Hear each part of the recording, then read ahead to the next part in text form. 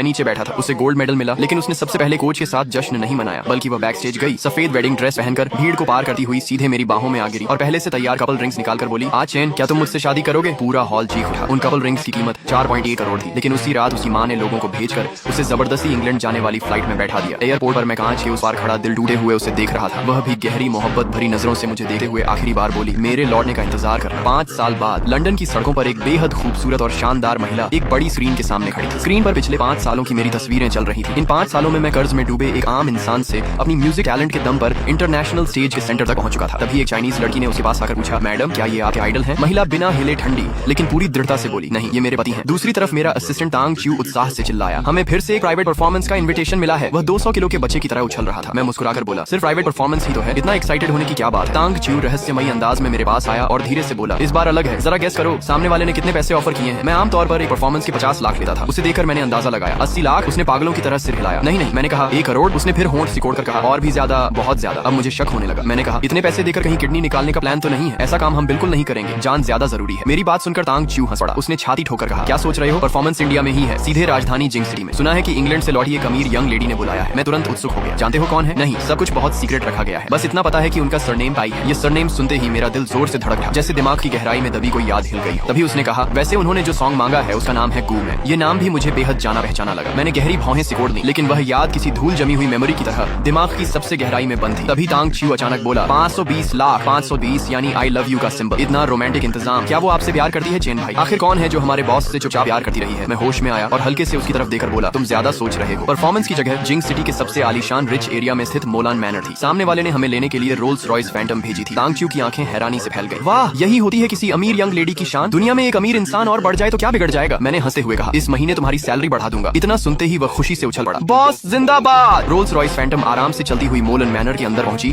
और एक ऐसे शानदार पैलेस जैसे एस्टेट के सामने रुकी जिसका अंत नजर ही नहीं आ रहा था। हर कोना इतना शानदार और महंगा था कि वहाँ से पैसों की चमक साफ महसूस हो रही थी। मैं मन ही मन हैरान था, आखिर ये कौन सी यंग लेडी है जो इतनी अमीर है? बटलर और सर्वेंट पहले से दरवाजे पर सम्मान के साथ खड़े इंतजार कर रहे थे। मिस्टर जियांग आइए। मैंने हल्का सा सिर हिलाया, लेकिन दिल में एक अजीब सी फीलिंग उठ रही थी। अंदर पहुंचने पर बटलर मुझे ड्रेसिंग रूम में ले गया। एक सर्वेंट ने मुझे कपड़े दिए। मैंने देखा तो वह हान टैंग स्टाइल की ट्रेडिशनल चाइनीज ड्रेस थी। बटलर बोला, पहले आप कपड़े बदल लीजिए, थोड़ी देर में कोई आकर आपका मेकअप और स्टाइलिंग करेगा। मैंने शिष्टता से कहा, ठीक है, धन्यवाद। मैंने जल्दी से कपड़े बदल लिए। उनका साइज बिल्कुल परफेक्ट